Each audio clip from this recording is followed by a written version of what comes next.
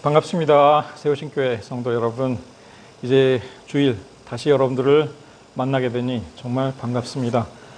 잘 들어오셨고요. 이제 하나님의 말씀 듣는 시간입니다. 우리 잠깐 기도하겠습니다. 자비하신 아버지 하나님, 은혜를 감사합니다. 주님의 귀한 성일, 이제 우리 세우신 교회 성도 모든 이들 이 자리에 나와 주님 앞에 머리 숙여 기도합니다. 주의 말씀을 이제 듣고자 모였습니다. 사람의 생각, 사람의 이야기가 되지 않게 도와주시옵소서. 이 시간 이 자리에 성령으로 함께 임재하시고 주께서 들려주시는 귀한 말씀 잘 전달하고 또 잘 전달받는 이 모든 과정에 주께서 개입해 주시옵소서. 참으로 은혜로운 시간이 될 줄 믿사옵고 감사드리며 예수 그리스도 이름으로 간절히 기도하옵나이다. 아멘. 자, 잘 오셨습니다. 여러분, 앞뒤로 우리 인사 나눌까요? 잘 오셨습니다. 샬롬, 반갑습니다. 반갑습니다. 네, 반갑습니다. 자, 오늘의 말씀은 초기 예루살렘 교회에 대해서 준비를 해 보았습니다. 생각보다 준비하다 보니까 이게 자꾸 양이 길어져서 굉장히 걱정이었는데 어쨌든 좀 빨리 근데 굉장히 중요하다 생각이 들었습니다. 그래서 오늘 이 말씀을 준비해 보았는데요. 예루살렘 교회, 여러분들은 어떻게 생각하시나요? 초기, 말 그대로 우리가 흔히 말하기를 초대교회라고 불렀죠. 이 초대교회, 우리의 많은 이들이 이 초대 예루살렘에 세워졌던 예수님의 부활 승천 직후에 세워졌던 예루살렘 초대교회는 모든 교회의 모델이요, 이상이요, 정말 가장 우리가 본받을 만한 교회다라고 생각을 합니다. 왜냐하면 거기에 예수님을 늘 따라다니던 사도들이 있었고 그 교회의 반석이 이제 되는 베드로, 사도 베드로도 있었고 뭐 다 그렇잖아요. 예수님을 직접 만나서 이제 가르침을 받았던 사도들, 뭐 수많은 장로들, 수많은 성도들, 그리고 막 하루에 3,000명씩 세례를 받고 이제 큰 부흥의 역사가 있었던. 자, 그런데 많은 이들이 이 사실을 잘 모르거나 간과합니다. 이 예루살렘 초대교회의 역사는 정말 짧았다는 사실이요. 대략 한 35년 남짓 될 것입니다. 일반적으로 우리가 서기 원년을 예수 그리스도의 탄생 시점으로 계산을 해서 서기력을 계산을 하죠. 그래서 주후, 주전 이렇게 나누지 않나요? 그러니까 before the Christ and anno domini 해가지고 AD, before BC. 요즘에는 뭐 BCE 그다음에 CE 이걸 쓰는데 before common era, common era 뭐 이런 용어를 써요. 역사학이나 이제 뭐 그런 과거를 다루는 학문에서는. 그런데 어쨌든 이제 학자들의 그 연구에 이제 따르면은 예수 그리스도의 정확한 탄생 시점이 사실 정확하진 않아요.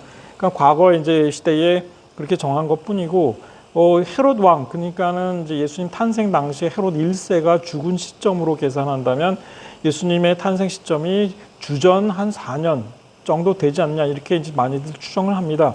어쨌든 그래서 이제 그때부터 어쨌든 계산한다면 예수 그리스도께서 33년 공생애를 마치시고 부활하시고 승천하시고 바로 이제 직후에 교회가 생겼으니까 그때부터 카운팅한다 하더라도 이 초대 교회가 사실상 사라진 것은 주후 한 68년 정도입니다. 그러니까 유대인들의 로마에 대항한 어떤 저항 전쟁이 시작되기 바로 직전에 이 예루살렘 교회가 사라지게 돼요. 사실상. 그러니까 그 역사를 따져보면 대략 35년 남짓밖에 되지 않는 아주 짧은 역사입니다. 이 짧은 역사 동안에 어떤 일들이 있었고 왜 예루살렘 교회가 중요했고 거기에 문제가 무엇이 있는지 이것들을 한번 살펴봐야 하겠습니다. 오늘은 그런 시간이에요. 부활 후 승천 직전 예수 그리스도께서 제자들에게 여러 가지 이제 40일 동안 이제 머무셔요. 40일 동안 머무시면서 그 와중에 이제 예루살렘 교회가 준비되게 되는데 40일 동안 머무시는 동안에 이제 다양한 하나님 나라의 이야기들을 해주시고 무엇보다 모세의 율법, 선지자, 시편, 다시 말해서 구약 성경이 이제 예수 그리스도를 가리켜 기록한 모든 예언들 이런 것들이 이제 이루어질 것이고 이루어져 왔고 이루어질 것이다라고 이제 말씀을 하시고 그렇게 성경을 가르쳐 주십니다. 그리고 가장 중요한 것은 이 교회 이제 생겨날 이 예루살렘 초대교회에 그리스도께서 명하신 가장 중요한 임무는 바로 이것이었습니다. 바로 이것이었습니다.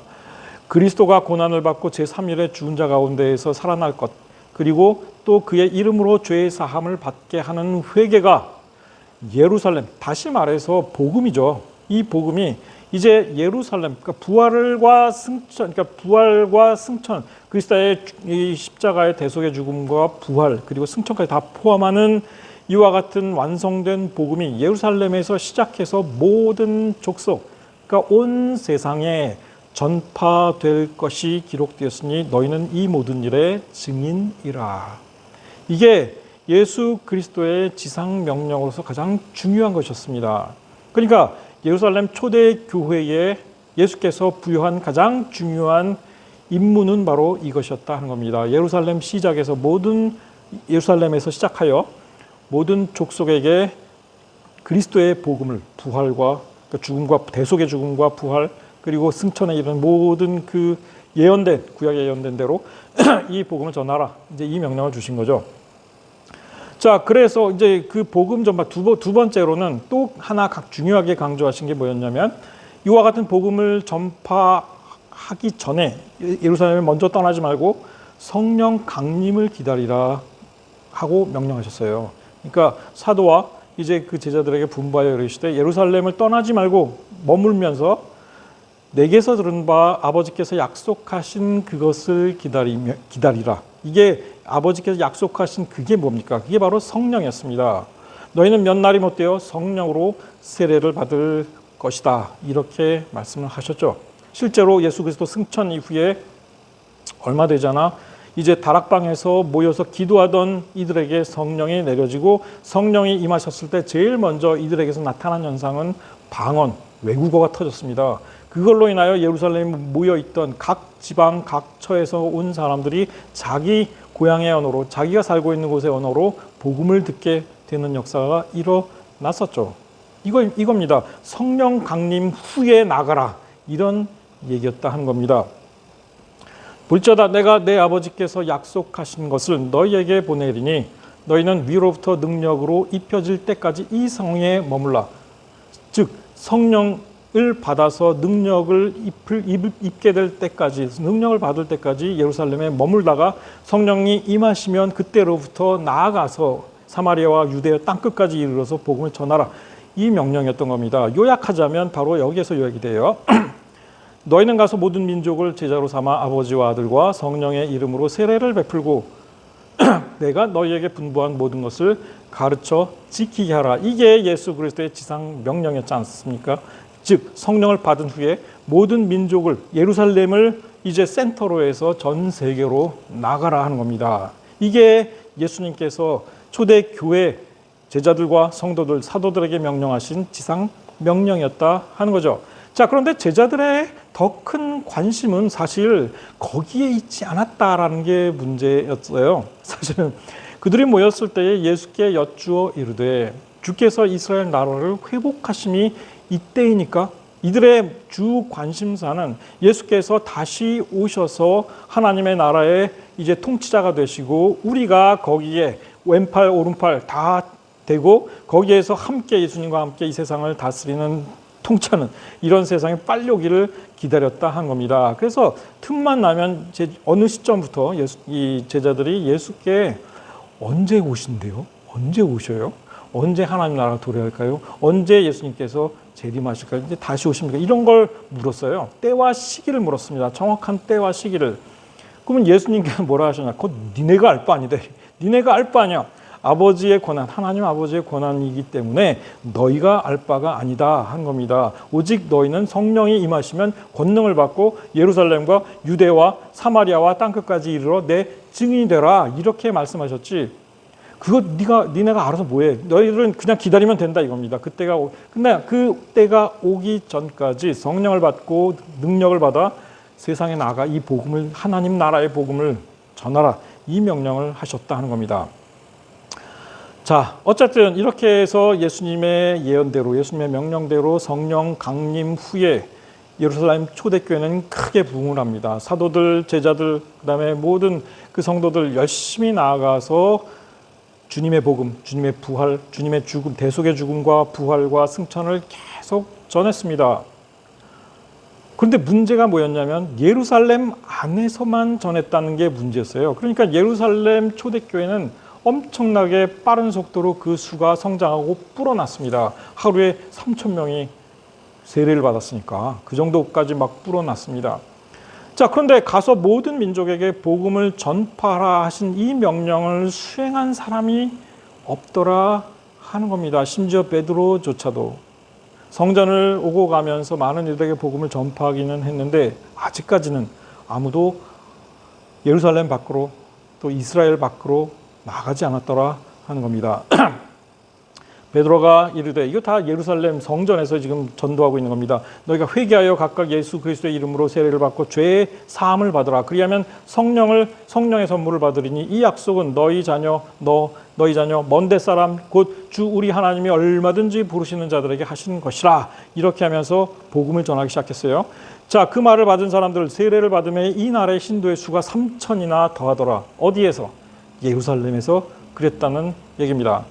이렇게 해서 성도가 된 그리스도인이 된 사람들 서로 교제하고 떡을 떼며 기도하기에 힘썼습니다. 좋습니다. 잘하는 것이죠. 자, 그런데 부족한 게 하나 있었습니다. 나가지를 않았다 하는 겁니다. 밖으로, 이 세상 밖으로 모든 민족에게 사마리아와 땅끝까지 나아가지 않았다 하는 사실이었죠. 자, 이 사람들 어떻게 했습니까? 이 교회 공동체를 만듭니다. 믿는 무리가 한 마음과 한 뜻이 되어 모든 물건을 서로 통용하고 자기 재물을 조금이라도 자기 것이라 하는 이가 하나도 없더라. 그 중에 가난한 사람이 없으니 이는 밭과 집 있는 자는 팔아 그 판 것의 값을 가져다가 사도들의 발 앞에 두매 그들이 각 사람의 필요를 따라 나누어 줌이라. 아마 이 구절만큼 가장 많은 오해를 불러일으켰던 구절도 없는 것 같습니다. 초대교회에 관해서. 이 짧은 역사 기간 동안에 초대교회는 우리의 모델이야. 우리의 이상적인 교회 모델이야. 이렇게 믿으면서 그런데 그 초대교회가 사유재산이 없었대. 모든 것을 공유했대. 사회주의인가 보다. 아니면 공산주의? 어떤 이들은 그렇게 믿고 그렇게 가르칩니다. 그래서 기독교는 굉장히 사회주의적이고 이것은 뭐 천국과도 같은 것이고 우리도 그것을 본받아야 하고 교회 안에서 그런 물건을 통용? 이게 현실에서 가능했나요? 어떤 모델이 우리 역사, 교회의 역사 속에서 이런 모델이 실제 있었나요? 아닙니다. 그럼 하나님께 예수 그리스도께서 이렇게 하라고 명령하신 적이 있나요? 너희들은 내가 승천하고 나면 여기에 교회를 사유재산이 없는 곳으로 천국과도 같은 것으로 만들어서 너희들끼리 교제하면서 아름답게 서로 사랑하며 잘 살아라. 이렇게 명령하신 적이 있었습니까? 아닙니다. 예수께서 그런 명령을 내리신 적이 없었습니다. 자, 그런데 베드로가 중심이 된 이 초대교회, 물론 예수 그리스도께서 새 계명을 주시며 내 이웃을 내 자신과 같이 사랑하라. 이 모든 것을, 그러니까 이것을 지키면 너희가 율법을 다 완성한 것이다 말씀하셨어요. 서로 사랑하는 마음으로 이렇게 했으리라 믿습니다. 당연히 그랬죠. 좋은 아름다운 이 공동체가 만들어졌습니다. 그러나 다른 한편으로는 아나니아와 삽비라 사건 같은 사건도 일어났다는 겁니다. 이게 자기의 땅을 팔았는데 돈을 사도들 앞에 가져오지 않았습니다. 그리고 거짓말했어요. 안 팔았다고. 이 거짓말 때문에 아나니아와 삽비라 부부는 죽게 됩니다. 어쨌든 거짓말한 죄는 죄였고 성령을 속인 죄, 그러니까 아주 새빨간 거짓말을 했거든요. 이런 불운한 상황도 발생합니다. 마치 이 초대교회 안에 재산 공유의 원칙이 있는 것처럼 하나의 룰이 생겨나더라 하는 겁니다. 이게 무슨 룰입니까? 예수 그리스도께서 주신 룰은 아니었어요. 주께서 명령하신 것은 아니었습니다.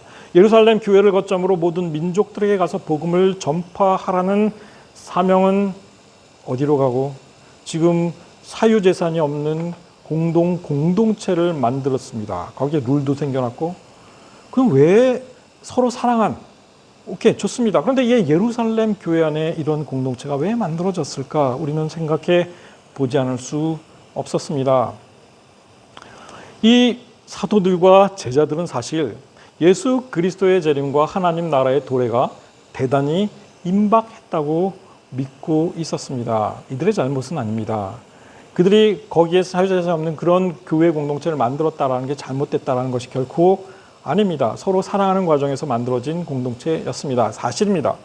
자, 그러나 그것이 예수 그리스도의 지상 명령은 결코 아니었다 하는 사실이죠. 근데 그렇다면 왜 그들이 그와 같은 공동체를 예루살렘 안에 교회를 그렇게 만들었을까? 그들은 예수 그리스도의 재림과 하나님 나라의 도래가 대단히 임박했다고 믿고 있었습니다. 공생의 사역 기간 중에 예수님께서 하신 말씀이 있어요. 그들이 이 말씀을 듣고 있을 때 비유를 더하여 말씀하시니 이는 자기가 예루살렘에 가까이 오셨고 그들은 하나님의 나라가 당장에 나타날 줄로 생각함이더라. 여기서 그들은 예수님의 제자들이었습니다. 하나님의 나라가 당장 나타날 거라고 생각을 이미 예수 그리스도의 공생의 후반기에, 거의 말기 즈음에 이들은 그렇게 믿고 있었다 하는 겁니다. 예수님의 예언도 있었는데, 자, 어떤 성전에 관한, 이 성전 얼마나 아름답습니까? 어떤 사람이 와서 예수님 앞에서 그런 얘기를 했었습니다. 근데 예수님께서 그때 뭐라고 하셨냐면, 너희 보는 이것들이 날이 이르면 돌 하나도 돌 위에 남지 않고 다 무너뜨려지리라 했더니 이 사람들이 물어서 이르되, 선생님이요, 그러면 어느 때에 이런 일이 있겠사오며 그런 일이 일어날 때에 나려 할 때 무슨 징조가 있겠습니까? 이걸 물어요. 자, 이 말은 뭡니까? 이 세상 종말의 때가 온다라는 얘기구나. 그러니까 이 사람들이 제일 먼저 궁금해한 게 그때가 언제냐, 이걸 가장 궁금해했다 하는 겁니다. 제자들 가운데 일부는 나중에 은밀하게 예수님 감람산에 앉아 계실 때에, 혼자 앉아 계실 때 제자들 일부가 은밀히 찾아와가지고 조용히 물어요. 네? 은밀하게, 남들 모르게 은밀하게 우리에게 이르소서 어느 때에 이런 일이 있겠사오며 또 주의 임하심과 세상 끝에는 무슨 징조가 있겠습니까? 도대체 왜 그 정확한 시점을 이들이 알아내고 싶어 했는지 참 궁금하죠. 근데 지금 다른 마가복음서에는 이걸 은밀하게 가가지고 넌지시 물었던 그 제자들의 이름을 몽땅 공개를 하고 있습니다. 그게 누구였느냐? 감람산에서 성전을 마주 대하여 앉으셨을 때에 은밀하게 다가왔던 사람들, 베드로, 야고보, 요한, 안드레였습니다. 이들이 조용히 묻되 우리에게 이르소서 어느 때에 이런 일이 있겠사오며 이 모든 일이 이루어지려 할 때 무슨 징조가 있겠습니까? 두 가지를 묻은 거죠. 그러니까 첫 번째는 정확히 어느 시점에 언제 종말이 올 것이냐, 두 번째 그 징조는 무엇이냐, 이걸 물은 겁니다. 근데 도대체 왜 이걸 그렇게 알고 싶어 했을까? 사실 여러분들이라도 좀 알고 싶지 않겠어요? 궁금하겠죠. 징조에 관해서는 예수님께서 아주 길고 자세하게 말씀해 주셨습니다. 그리스도의 답변 크게 둘로 나뉩니다. 그 징조는 크게 자연재해와 사회적 징후입니다. 내 이름으로 사람들이 와서 예수 그리스도를 사칭할 것이다. 그들을 미혹할 것이다. 난리와 난리의 소문을 듣게 될 것이다. 민족과 민족, 나라가 나라를 대적하여 싸우고 전쟁을 벌일 것이다. 기근과 지진이 있을 것이고, 자, 그러나 이것은 재난의 시작일 뿐 종말이 오는 시점은 아니다 이거예요. 사람들이 너희를 환난에 넘겨주겠으며 너희를 죽이리니 너희가 내 이름 때문에 모든 민족에게서 환난과 고난을 당할 것이다. 사람들이 실족할 것이고 서로 잡아주고 서로 증오하고 미워할 것이고 수많은 거짓 선지자가 일어나 사람들을 미혹할 것이고 불법이 성해지고 많은 사람들의 사랑이 식어질 것이다. 자, 사회적인 징조입니다. 그렇죠? 자연의 징조, 자연재해의 징조도 있습니다. 그날 이게 어떻게 보면 중요해요. 환난 후에 해가 어두워지고 달이 빛을 내고 별들이 하늘에서 떨어지고 하늘의 권능들이 흔들릴 것이다 합니다. 인자의 징조가 하늘에서 보일 것이요 모든 족속들이 통곡하며 그들이 인자가 구름을 타고 능력과 큰 영광으로 오는 것을 볼 것이다. 큰 나팔 소리가 있고 천사들이 내려올 것이고 이 땅의 이 끝 저끝에서 택하신 바 된 자들, 의롭다 하심을 얻은 자들을 이제 불러 들이실 것이다 하는 겁니다. 1월 성신의 징조가 있겠고, 민족들이 바다와 파도의 성난 소리로 인하여 혼란 중에 곤고하리라. 요즘에 빙하가 녹아가지고 해수면 상승이 우려되고, 그 다음에 요즘에 우리 이전에 그렇지 않았는데 이 여름이 말이에요. 여름이 거의 한 10도 이상 기온이 치솟고 37도로 열흘씩 이제 이어지는 거 보면서 이거 정말 자연재해 징조 아니냐 이런 생각이 들기도 합니다. 그러니까 벌써 이제 이런 어떤 지구 온난화니 뭐니 해가지고 자연재해에 대한 우려들이 많이 생겨나죠. 하늘의 권능들이 흔들린다. 지구의 자전이 멈추면 어떻게 될 것이요. 태양이 온도가 식어지면 또 어떤 재앙이 일어날 것이요. 많은 사람들이 예측을 합니다. 자, 그런데 예수님께서 분명히 못 박아두신 것은 바로 이것입니다. 그날과 그때 아무도 모른다는 겁니다. 오직 하나님만 아신다. 심지어 나도 모른다. 이렇게 말씀하셔요.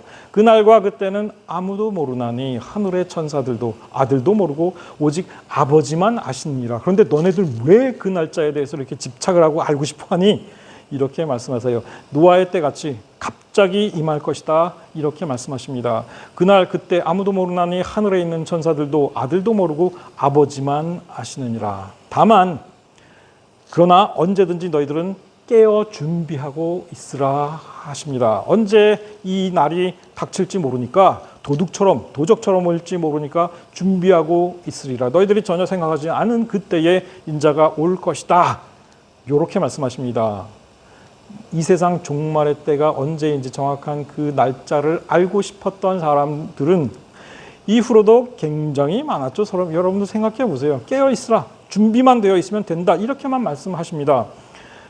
하여간 이걸 강조하신 거예요.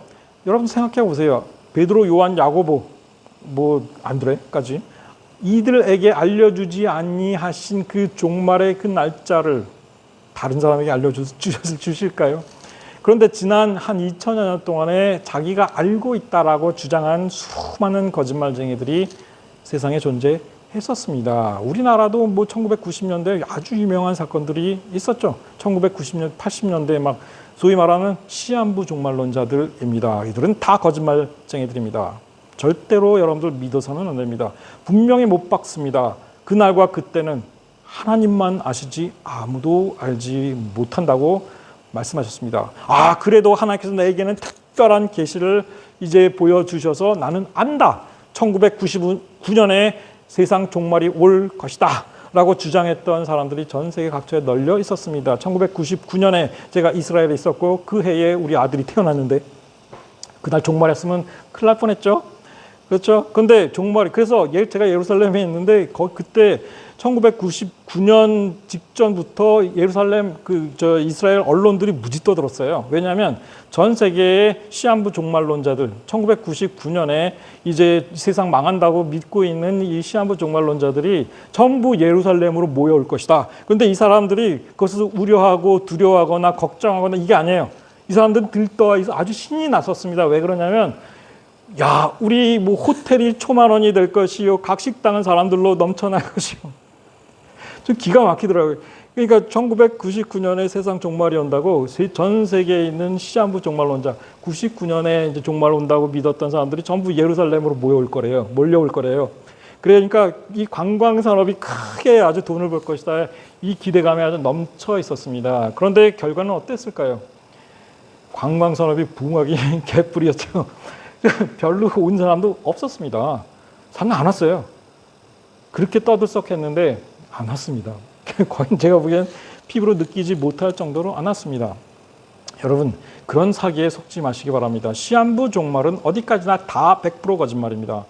성경 요한계시록에조차 어느 때에 어느 시점에 어느 날짜에 어느 해에 올지, 그러니까 이 주님이 오실지 날짜를 못 박지 않았습니다. 절대 아닙니다. 여러분, 시한부 종말론에 절대 빠지지 마시기를 바랍니다. 우리나라에도 한번 떠들썩하게 큰 사건이 있었잖아요. 1999년에 종말 온다고. 그래가지고 많은 사람들이 그때 무슨 현상이 있었습니까? 무슨 현상이? 자기 재산, 우리나라에 있었던 일이에요. 자기 재산 다 교회에 바치고 거기 그 목사한테 바치고, 거짓 목사죠. 그런 다음에 마치 초대교회에서 행했던 그와 같은 재산 공유, 언제까지? 오실 때까지. 예수님 오실 때 당장 이제 99년 오신다니까 그때까지 재산 다 바치고 집 팔고 논 팔고 다 팔아가지고 교회에 다 바친 다음에 같이 기도하고 준비하면서 했어요. 근데 안 왔어. 나중에 그 목사 체포돼서 감옥 갔습니다. 그런데 나중에 조사해 보니까 그의 명의로 된 통장에 돈이 어마어마했대요. 뭐에 쓰려고 했던 돈인지는 알 수 없는데 그랬다고 합니다. 자, 여러분들, 그러면 초대교회 성도들도 그와 같은 사유재산을 공유하고 그렇게 알콩달콩 서로 교제하고 기도하고 떡을 떼며 그렇게 살았던 이유도 혹시 이런 이유일까? 생각해 볼 수 있겠죠. 아주 없지는 않습니다. 이런 이유가, 자, 여러분들, 예수님께서 이런 말씀까지 하신 적이 있었어요. 무화과의 나무의 비율을 배우라. 그 가지가 연하여지고 잎사귀를 내면 여름이 가까운 줄 아나니. 하면서 이 세대가 지나기 전에, 즉 마지막 때가 이 세대가 지나기 전에 이 일이 다 일어나리라 하는 겁니다. 이 세대가 다 가기 전에. 더 기가 막힌 말씀도 있었습니다. 뭐냐? 인자가 아버지의 영광으로 그 천사들과 함께 오리니 그때에 각 사람이 행한 대로 갚으리라. 예수님의 재림을 얘기한 거죠. 진실로 너에게 이르노니 여기 서 있는 사람 중에 죽기 전에 인자가 그 왕권을 가지고 오는 것을 볼 자들도 있느니라. 너희 세대에 이미 인자가 그 왕권을 가지고 오는 것을 볼 사람이 있다. 이 말은 뭐처럼 들립니까? 예수님의 재림이 이 세대에 일어날 것이다. 다음 세대도 아니고 그만큼 임박한 것이다라는 말씀처럼 들릴 수 있었다 하는 겁니다. 너희들 가운데 죽기 전에 인자의 재림, 예수 그리스도의 재림을 볼 수 있다라는 말로 들린 것이죠. 당연히 뭐 실제로 그렇게 들립니다. 그럼 이게 틀렸냐? 이거 참 고민스러운 구절이에요. 근데 이렇게 저는 생각해 보았습니다. 이건 개인적인 생각입니다. 여러분, 스데반이 이제 박해를 받아서 나중에 돌에 맞아 죽게 될 때에 그 마지막 순간에 환상을 봅니다. 스데반이 성령 충만하여 하늘을 우러러 주목하여 하나님의 영광 및 예수님께서 하나님 우편에 서신 것을 보고 말하되, 여러분 이 환상은 다니엘도 본 환상이에요. 예수 그리스도가 하나님의 보좌 우편에 앉아 있는 것. 이것은 뭡니까? 예수님께서 이미 왕권을 받으신 상태예요. 그리고 하늘이 열리고 인자가 하나님 우편에 서신 것. 이것은 예수 그리스도의 재림 때에 나올 수 있는 환상입니다. 하늘이 열리고 거기에서 나오는 거니까. 그럼 스데반만 이것을 봤느냐? 아닙니다. 요한계시록을 기술한 사도 요한도 이걸 환상으로 보고 이렇게 서술해 놓았습니다. 내가 하늘이 열린 것을 보니 보라, 백마와 그것을 탄 자가 있으니 그 이름은 충신과 진실이라. 여기서 백마와 그것을 탄 자는 예수 그리스도 인자입니다. 그가 공의로 심판하며 싸우더라. 그 눈은 불꽃 같고 그 머리에 관들이 있고 또 그가 피 뿌린 옷을 입었는데 그 이름은 하나님의 말씀이라 칭하더라. 하늘에 있는 군대들이 희고 깨끗한 세마포 옷을 입고 백마를 타고 그를 따르더라. 예수 그리스도의 재림의 모습을 환상으로 보고 천상이 열리고 예수 그리스도가 백마를 타고 오는 것을 보고 심판하고 이제 악의 세력과 싸우는 모습을 보고서 서술한 이야기입니다. 요한이 이것을 서술했을 때 죽어 있었나요? 살아 있었습니다. 환상으로 하늘이 열리고 그 환상 속에서 이제 일어날 일을 본 겁니다. 천상에서는 다니엘서도 그렇고 계시록도 그렇고 천상의 모습을 보는 사람, 그 천상에서 보여지는 그 환상들은 시간을 초월합니다. 시간을 초월합니다. 시간 엮임이, 그러니까 섞임이 발생해요. 자, 그런데 예수 그리스도의 재림을 고대하던 제자들이 승천 직후 간과했던 중요한 말씀. 이들에게는 예수님이 언제 오신대, 이 세상 종말이 언제 온대, 하나님 나라가 언제 임한대, 이게 더 관심이 많았던 것 같아요, 사실.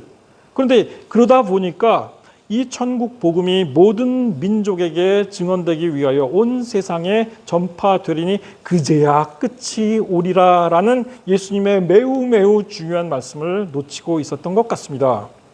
이 천국 복음이 이 세상 종말, 이 세상 끝은 언제 올 것이냐? 예수님께서 이런 말씀하셨어요. 이 천국 복음이 모든 민족에게 증언되기 위하여 온 세상에 전파될 때에 올 것이다 하는 겁니다. 너희가 온 세상에 나아가서 이 복음을 전할 때에, 그래서 모든 민족이 다 그 복음을 들었을 때에 그때 예수께서 오시겠다 하는 약속이었습니다. 자, 이렇게 된다면 예수 그리스도의 재림은 어느 시간, 어느 시점에 고정된 일이 아니라 어찌 보면 상황을 보시고 하나님께서 결정할 문제였다 하는 겁니다. 어떻게 보면 이 말씀 여기만 나오는 게 아닙니다.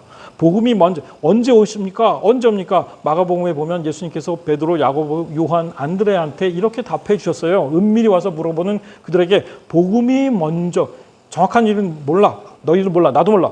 다만 확실한 건 복음이 먼저 만국에 전파되어야 한다. 그게 전제 조건이다. 이렇게 말씀하신 겁니다. 근데 이건 다 잊어버리고 예수님 오시니까 우리는 여기 모여가지고 다 아름답게 교제하면서 천국과 같은 교회를 만들고 나갈 생각을 안 한 거예요. 자, 환난과 핍박 속에서 사도 바울 역시 환난과 핍박 속에서 혹시 정말 내가 살아있는 중에 예수께서 재림하실 수 있다. 이런 믿음도 가지고 있었습니다. 그가 기록해 놓은 데살로니가 전서. 여기에 이 종말에 관한 그 예언을 많이 남겨놨어요. 그 사도 바울. 근데 거기에 이런 대목이 나옵니다.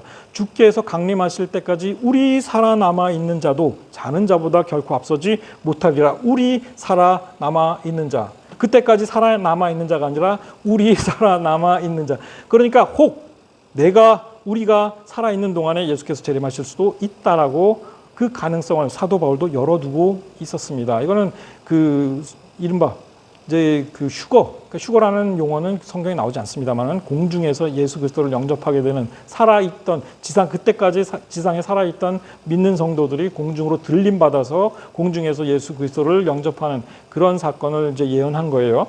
그 후에 우리 살아남은 자들도 이 예언이 잘못된 게 아닙니다. 다만 여기서 우리라는 말이 그때까지 우리가 살아있다면 요거예요. 그때까지. 그냥 사도 바울도 그 가능성을 아주 배제하지 않고 있었다 하는 겁니다. 그러나 사도 바울 역시 예수 그리스도와 마찬가지로 그 때와 시기에 관하여는 알 수 없다라는 사실을 분명하게 못 박아두고 있습니다. 형제들아, 때와 시기에 관하여는 너희에게 쓸 것이 없음은 주의 날이 밤의 도둑같이 이를 줄을 너희 자신이 자세히 알기 때문이라 하는 겁니다. 그거 다 들어서 알면서도 이들에게는 우리 세대에 오실지 모른다. 그런 마음이 있었다고 볼 수 있어요. 자, 근데 이게 안 오신단 말이야. 그러니까 사도 베드로에 이제 남긴 그 서신에 보면 베드로후서 3장입니다. 이제 벌써 이런 사람들이 생겨납니다. 지연되는 것 같은 예수 그리스도의 재림과 종말. 금방 오신다며. 근데 왜 안 와? 이렇게 조롱하는 사람들이 등장하기 시작한 거죠. 먼저 이것을 알지니 말세에 조롱하는 자들이 와서 자기의 정욕을 따라 행하며 조롱하여 이르되 주께서 강림하신다는 약속이 어디 있느냐? 조상들이 이 잔후로부터 만물이 처음 창조될 때와 같이 그냥 있다. 세상 하나도 변한 거 없네 하면서 언제 오신대? 그걸 묻는 거예요. 조롱하는 거죠.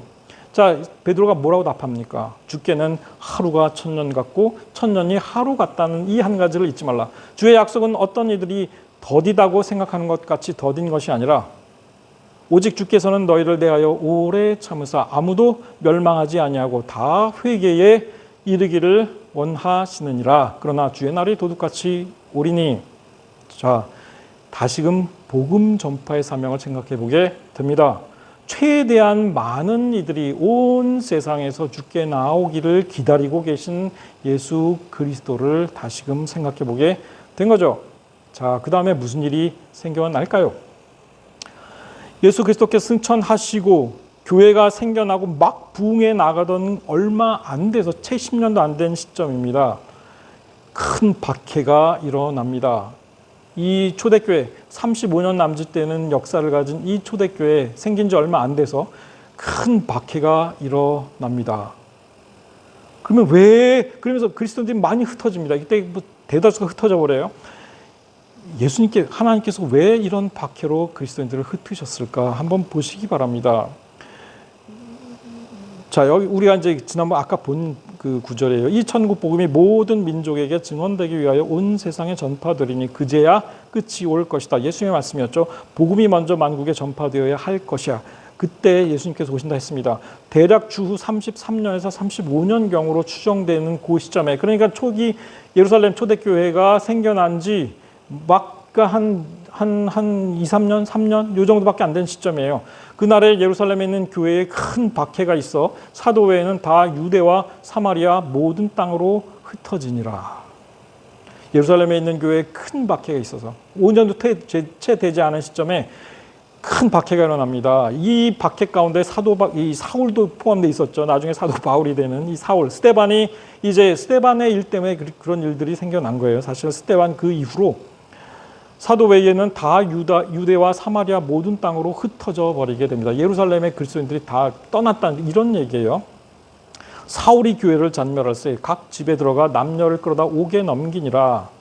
그런데 보세요. 그 흩어진 사람들이 두루 다니며 복음의 말씀을 전할세. 이렇게 해서 예루살렘에서 다 흩어져 버린 이 사람들이 그냥 실망해서 실족해서 눌러앉은 게 아니라 자신들이 간 곳에서 복음을 전하기 시작을 합니다. 왜 그들이 그렇게 했을까요? 예수의 예수 그리스도의 지상 명령을 생각한 것이었습니다. 아하, 예수께서 이렇게 말씀하셨지. 모든 민족에게 복음이 전파될 때 예수께서 다시 오시리라 했던 겁니다. 그런데 여기에서 박해를 받아 흩어진 사람들은 율법을 준수하지 않았기 때문에 박해를 받은 거예요. 사실은. 그래서 박해의 집중 대상이 된 이들이 사실은 비할례파 그리스도인들이었습니다. 당시 초대교회는 이제 할례를 받고 그 다음에 율법을 준수하던 소위 말하는 할례파 그리스도인들이 있었습니다. 좋은 할례파들이 있었어요.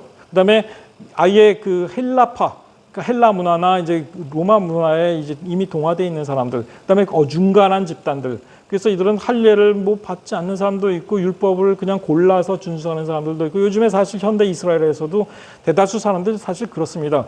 그러니까 많은 사람들이 회당에 가지 않아요. 회당에 가지 않지만 어떤 사람은 이렇게 머리에 키파를 쓰고 나 그래도 믿는 유대인이에요. 이렇게 하는 사람도 있고 또 어떤 사람은 정말 그냥 정통파, 초정통파 유대인들도 있고 또 그냥 적당히 믿는, 뭐 조금만 믿는, 뭐 이런 조금만 율법 준수하는 이런 사람들 다 중간이에요. 근데 이때 박해를 받은 사람들은 율법을 준수하지 않던 크리스찬들이었다는 겁니다. 이때 요한의 형제였던 야고보, 즉 세베대의 아들 야고보가 순교를 합니다. 그때 헤롯 왕이 손을 들어 교회 중에 몇 사람을 해하려 하여 요한의 형제 야고보를 칼로 죽이니 유대인들이 기뻐해요. 그러니까 베드로까지 잡아 죽이자 해가지고 베드로를 잡아서 옥에 가둬놨는데 베드로는 이제 하나님께서 보낸 천사의 도움으로 풀려났죠. 자, 그런데 어쨌든 베드로는 쫓기는 신세가 됩니다. 이때 당시. 그러니까 대놓고 이제 예루살렘 교회 지도자 역할을 할 수가 없었어요. 그러니까 그 대신에 누가 맡게 되느냐? 그 사람이 바로 예수 그리스도의 형제로 알려져 있는 야고보였습니다. 야고보는 이제 사도행전이나 이런 다른 기록에서 할례를 받고 율법을, 유대인이라면 할례를 받고 율법을 준수해야 한다라고 생각하고 그렇게 행했던 사람이었습니다.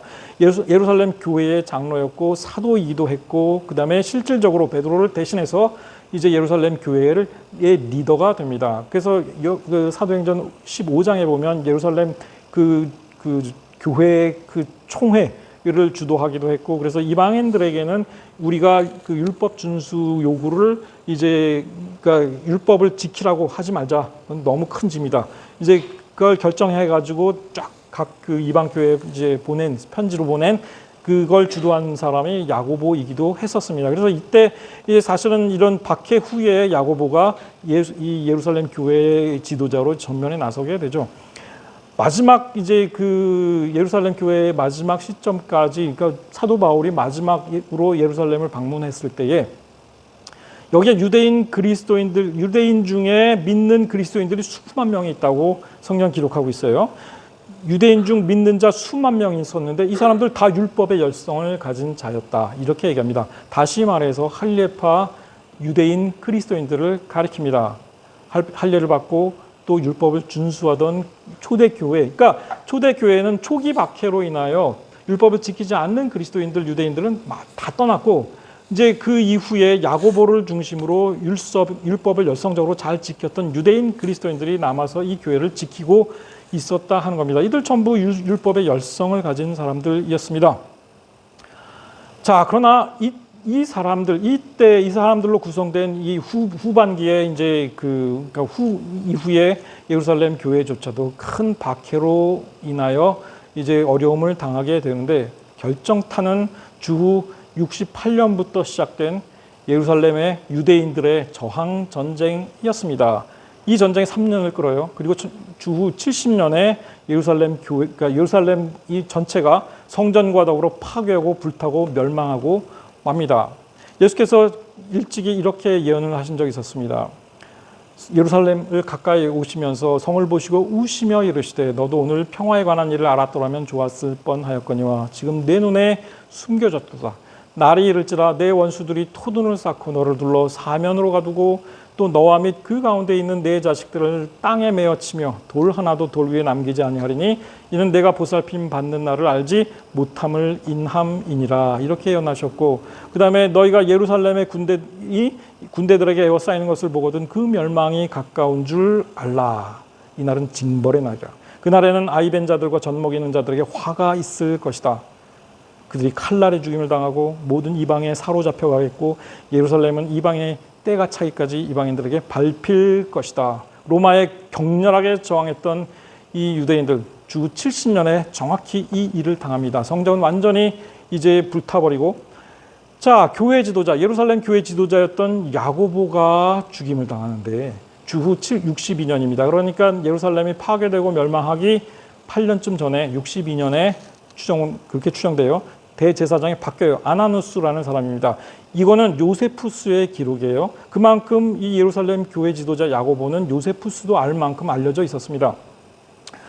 대제사장 아나누스는 우리가 위에서 살펴본 바와 같이 대담하고 무리한 성격의 소유자였기 때문에 페스투스가 죽고 알비누스 신임 총독이 도착하지 않은 그 공백을 틈을 이용해서 권력을 휘두르기로 결심했다. 총독이 이제 막고 못 죽이게 하니까 그 총독이 바뀌는 그 시점을 이용해 가지고 이제 자기가 아주 눈에 가시처럼 여기던 사람들을 죽인 겁니다.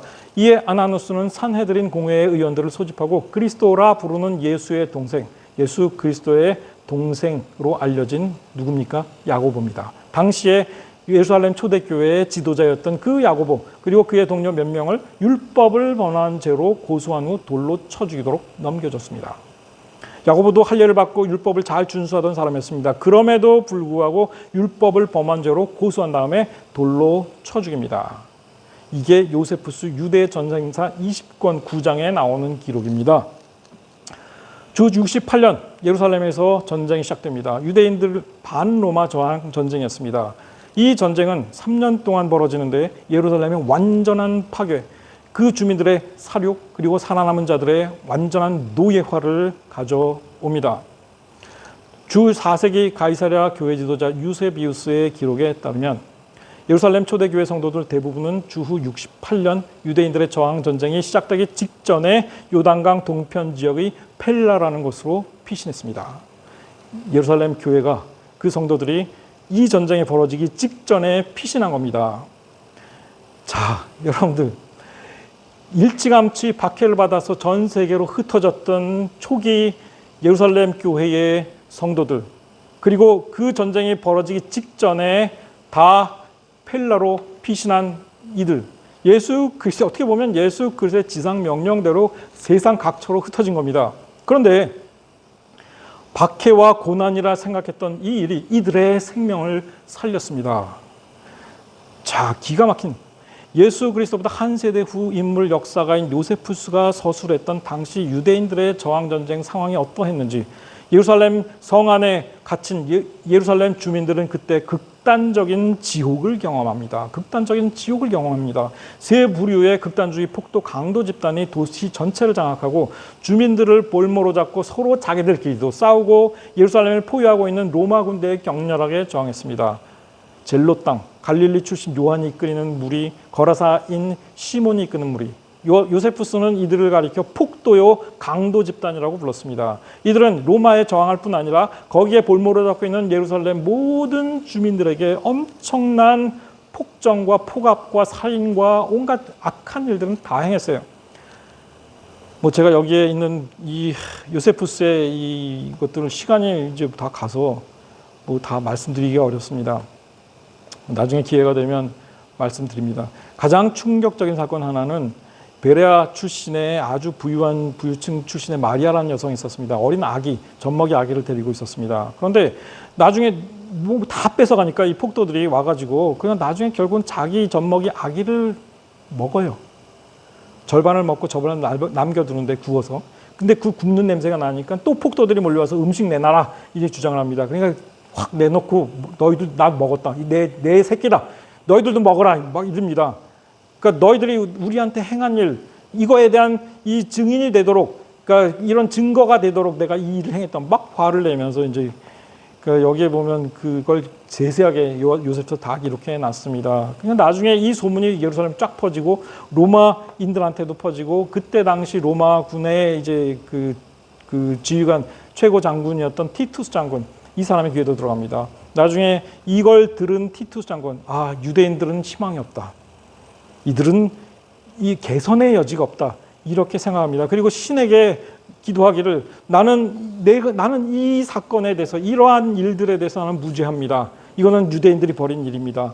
이렇게 기도를 하면서 그들의 선택이었습니다. 이렇게 자기의 책임을 이제 적을 해요. 그러면서 유대인들은 도저히 이 성을 회복할 수 없는 자들이고 올바른 정신으로 이들이 돌아오는 것은 불가능하다. 결국은 예루살렘을 다 불태우고, 사실 티투 장군은 여기를 살리고 싶어 했다고 그래요. 이제 그러나 결국 유대인들이 그렇게 하니까 결국은 뭐 다 불지르고 완전히 파괴하고 살아남은 자들은 전부 노예로 끌고 갔습니다. 그의 승전비, 티투스 장군의 승전비가 오늘날 콜로세움 근처 로마에 서 있습니다. 저는 한번 가본 적이 있어요. 여기에 근데 보면 그 승전비 안쪽으로 벽화가 새겨져 있는데, 여기에 여러분들 보시면 이런 장면이 새겨져 있습니다. 이거 뭐 같아요?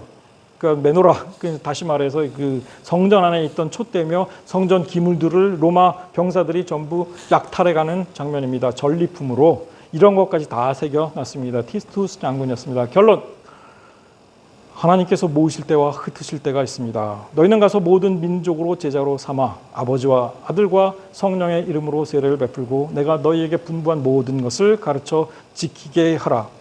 그 박해를 통해 하나님께서는 예루살렘 초기 교회를 사용하셨습니다.